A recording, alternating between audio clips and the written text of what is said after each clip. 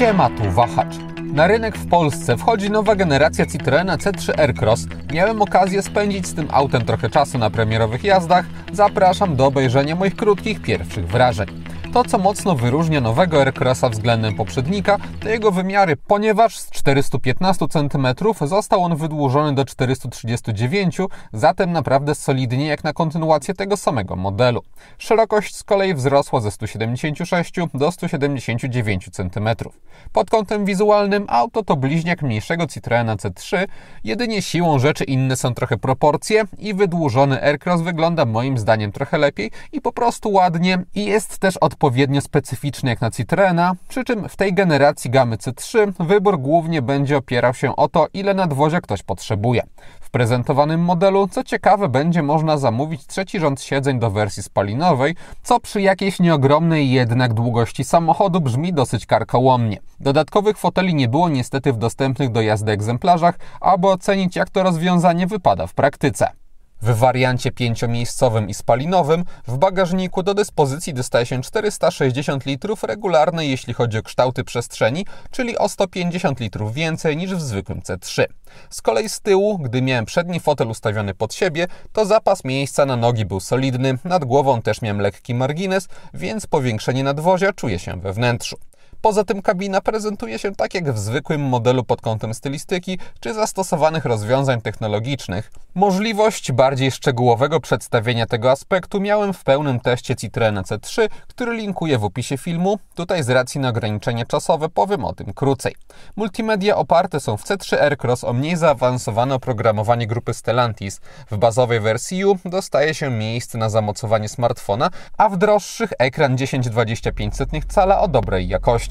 Mniejsze zaawansowanie polega na tym, że nie ma możliwości chociażby personalizacji ekranów domowych różnymi widgetami i skrótami, a jest tylko jeden zbierający informacje i odnośniki do poszczególnych modułów z boku.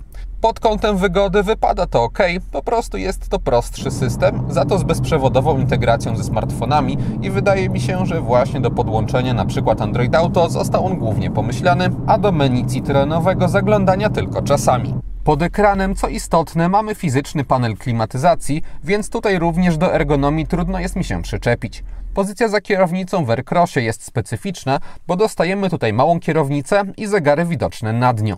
Dotychczas to rozwiązanie stosowane było tylko w Peugeotach. Gdy testowałem niedawno zwykłe C3, mi się ono spodobało. W C3 Aircross również sprawdza się ono bardzo dobrze, bo małą kierownicą obraca się przyjemniej niż większą i wpływa ona też na odczuwalną sprawność wykonywania manewrów, zwłaszcza przy niskich prędkościach. Zegary oparte są o poziome wyświetlacze i bardziej pionową powłokę odbijającą ich obraz. W nocy zapewnia to trochę lepszą czerń. Innych pozytywów tego rozwiązania przyznam nie widzę, ale zarazem nie widzę też negatywów, bo obraz jest czytelny. Niestety na prostym komputerze wciąż nie można umieścić wskazań obrotomierza, co już w zwykłym C3 było absurdalne, a tutaj jest jeszcze bardziej, bo był czas na wyciągnięcie jakichś wniosków przez producenta. Pod kątem jakościowym dostajemy twarde materiały od najwyższych do najniższych partii kokpitu, przedzielane w testowanej środkowej wersji Plus materiałowymi wstawkami. Zatem nie ma czym się tutaj specjalnie zachwycać i jest trochę plastikowo, ale też trudno jest się do czegoś przesadnie przyczepić, tym bardziej, że mamy tutaj cenę samochodu startującą od 82 200 zł za wersję U, która zawiera elementarne wyposażenie jak na współczesne standardy.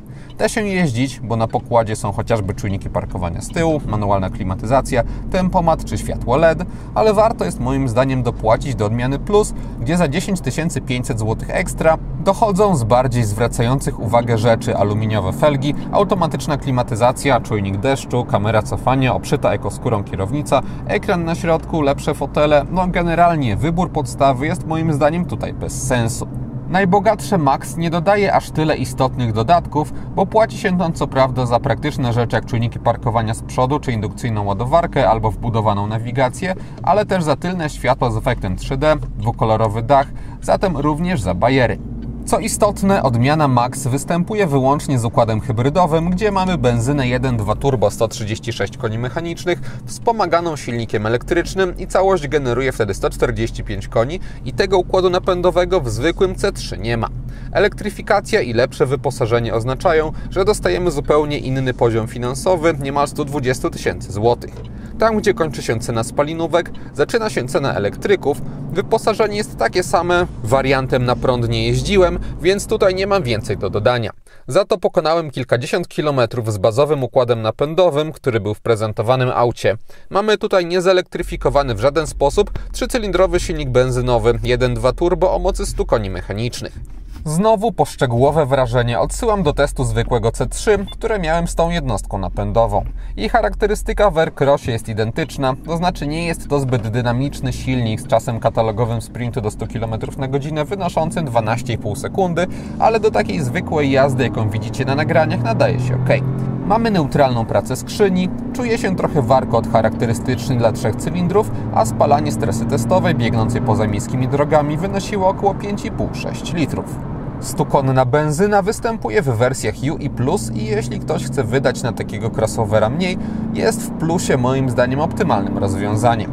Chcąc wydać trochę więcej jednak, można mieć hybrydę w wersji Max również za 1455 zł netto albo 1790 zł brutto miesięcznie w wynajmie długoterminowym w ofercie partnera Wahacz TV firmy Carlys Polska.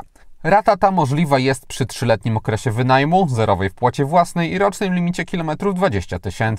Dodatkowo wpisując uwagę do zamówienia na stronie Wahacz Free można zgarnąć darmowe podstawienie wybranego auta. Link do oferty jest w opisie filmu.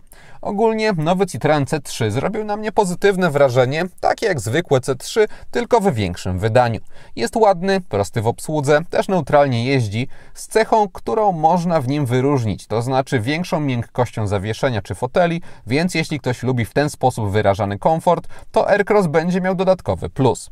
I to wszystko, co przygotowałem z premierowych jazd. Dziękuję za uwagę i mam nadzieję, że film się podobał. Jeśli tak było, to zachęcam do dania mu łapki w górę, będzie mi z tego powodu bardzo miło. Przypominam o Carlys polskiej ofercie, jeśli ktoś nie ma, to zapraszam również do subskrypcji kanału, ponieważ kolejne materiały na Wahacz TV pojawią się już wkrótce. Na razie!